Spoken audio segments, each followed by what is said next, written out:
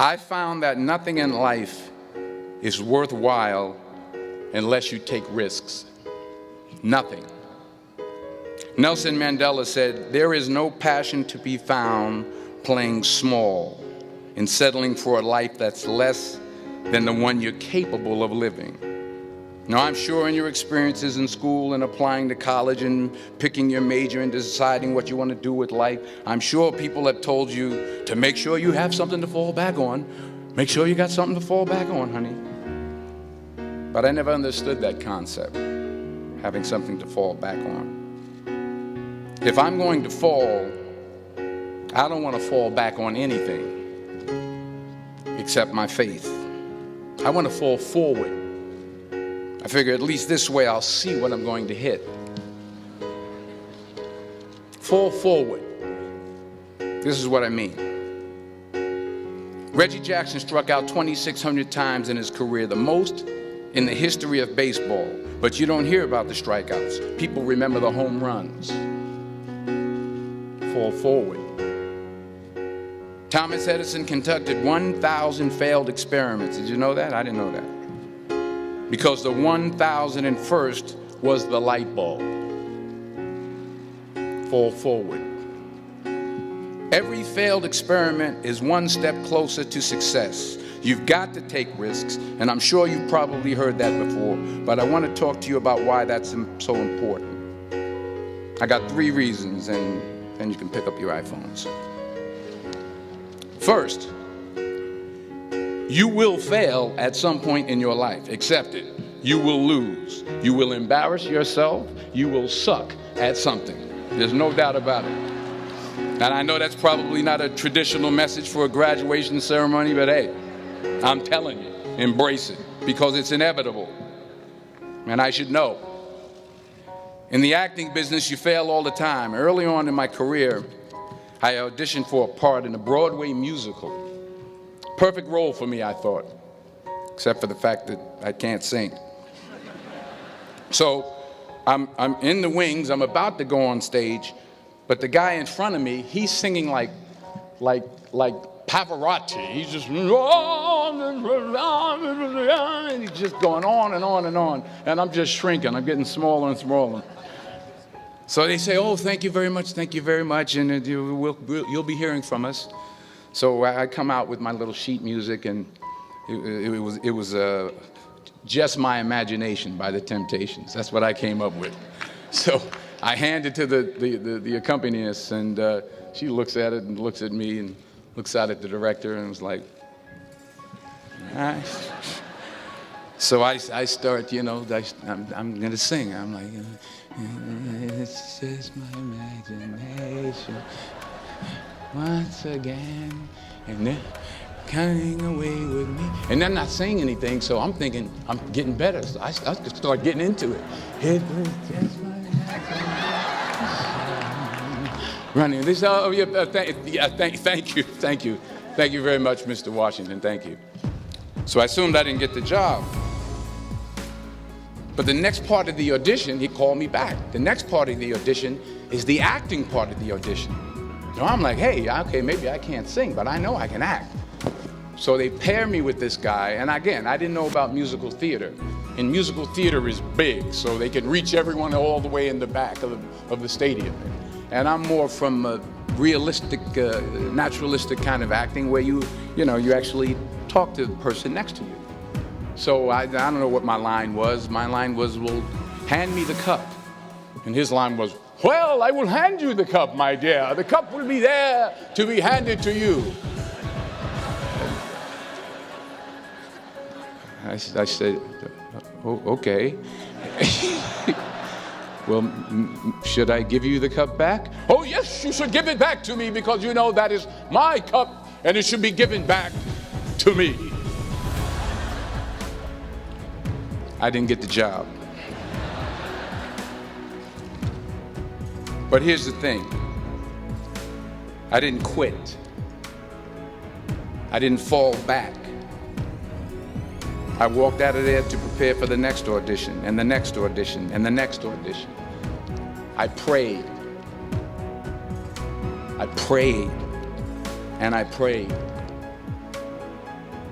But I continued to fail and fail and fail. But it didn't matter, because you know what? There's an old saying, you hang around the barbershop long enough, sooner or later you're going to get a haircut. So you will catch a break, and I did catch a break. Last year, I did a play called Fences on Broadway. Someone talked about it. Won the Tony Award. And I didn't have to sing, by the way. But here's the kicker. It was at the Court Theater. It was at the same theater that I failed that first audition 30 years prior. The point is, and I'll pick up the pace, the point is, every graduate here today has the training and the talent to succeed. But do you have the guts to fail? Here's my second point about failure. If you don't fail, you're not even trying. I'll say it again. If you don't fail, you're not even trying. My wife told me this great expression. To get something you never had, you have to do something you never did. Les Brown's a motivational speaker. He made an analogy about this. He says, imagine you're on your deathbed, and standing around your deathbed are the ghosts representing your unfulfilled potential. The ghost of the ideas you never acted on. The ghost of the talents you didn't use. And they're standing around your bed, angry, disappointed, and upset. They say, we came to you because you could have brought us to life, they say. And now we have to go to the grave together. So I ask you today, how many ghosts are going to be around your bed when your time comes? You've invested a lot in your education, and people have invested in you. And let me tell you, the world needs your talents, man, does it ever. So the question is, what are you going to do with what you have? I'm not talking about how much you have. Some of you are business majors, some of you are theologians, nurses, sociologists. Some of you have money, some of you have patience, some of you have kindness, some of you have love. Some of you have the gift of long suffering, whatever it is, whatever your gift is.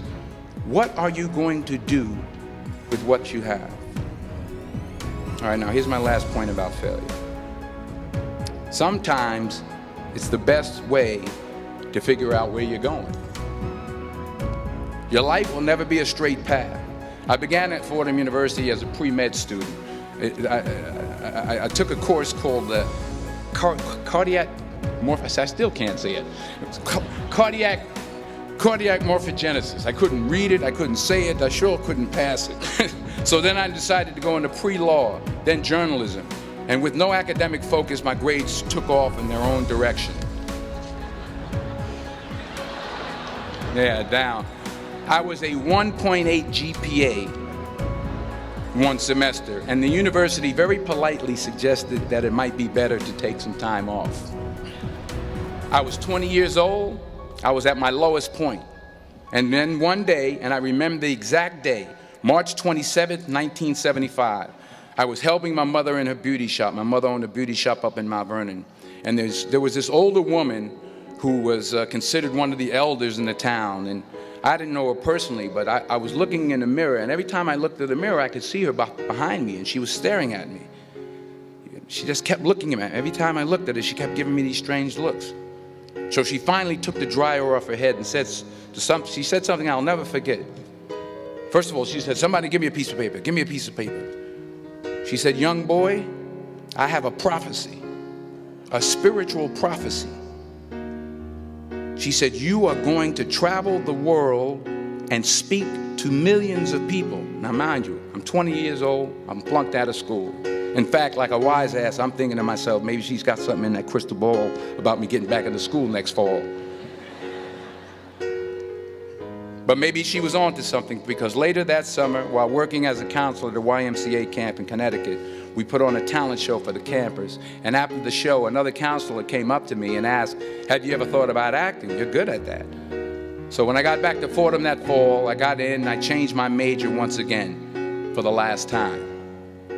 And in the years that followed, just as that woman prophesied, I have traveled the world and I have spoken to millions of people through my movies. Millions who up till this day couldn't see me, who up till this day I couldn't see while I was talking to them, and they couldn't see me. They could only see the movie. They couldn't see the real me. But I see you today, and I'm encouraged by what I see. And I'm strengthened by what I see. And I love what I see. Many years ago, I did this movie called Philadelphia. We filmed some of the scenes right here on campus. In a way, if you watch the movie, you'll see everything I'm talking about today. You'll see what I mean about taking risk or being willing to fail. Because taking risk is not just about going for a job. It's also about knowing what you know and what you don't know. It's about being open to people and to ideas. In the course of the film, the character I play begins to take small steps, small risks. He very, very, very slowly begins to overcome his fears. And I feel ultimately his heart becomes flooded with love.